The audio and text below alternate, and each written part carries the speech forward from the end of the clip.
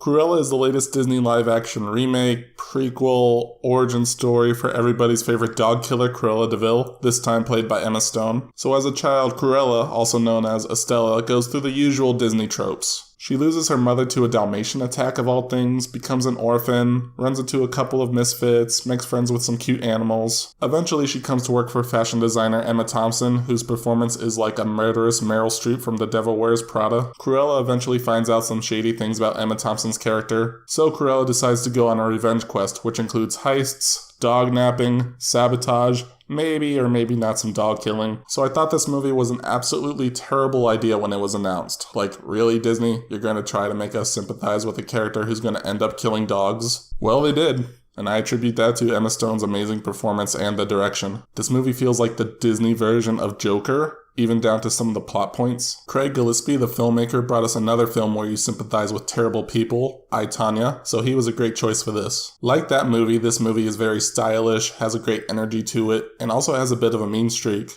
Emma Stone and Emma Thompson are the best performances in the movie. They are over the top in all the right kind of ways. Emma Thompson especially has this cold, callous, ice queen character who you just really hate. She does a really great job. Emma Stone really brought her A game to this role. I remember the Glenn Close ones a little bit. I haven't seen them in a very long time, but I think she was just a fairly one-note villain in those. Don't the Dalmatians turn Glenn Close into a cake at the end of one of those movies? Or was that just a very strange dream that I had? I feel like this movie is going to win every single Best Costume award that they have because all the dresses in this movie were fantastic. I love the underlying theme of formal versus punk that's going on between the characters themselves and the fashion in the movie. This movie is a bit of a mess tone-wise, and I think that's because, at the end of the day, this is a Disney product through and through. I think the conversation was something like this. Hey, why don't we make a live-action crime movie starring Cruella de Vil? And the other executive was like, okay, but it has to be PG-13, we have to have cute CGI adorable dogs, and we have to have out-of-place action scenes. Also, we can't outright make her a dog murderer. The movie has a long runtime, almost 2.5 hours. They could have cut some scenes when Cruella was a kid because the kid actors aren't great and the scenes feel like they drag. There's some very bad CGI at times, especially when one character is parachuting into the water. There's a great soundtrack, but as the movie goes on, it almost gets to Suicide Squad level of overbearing. A few song choices were very on the nose, especially Sympathy for the Devil by the Rolling Stones plays at the end. Do you get it?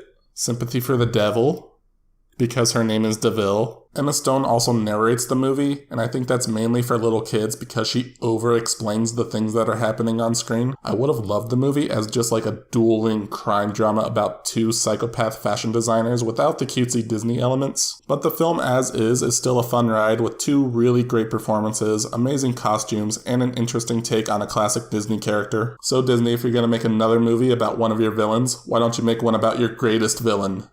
Kathleen Kennedy. Yeah, that's right. I'm ending on a Star Wars joke.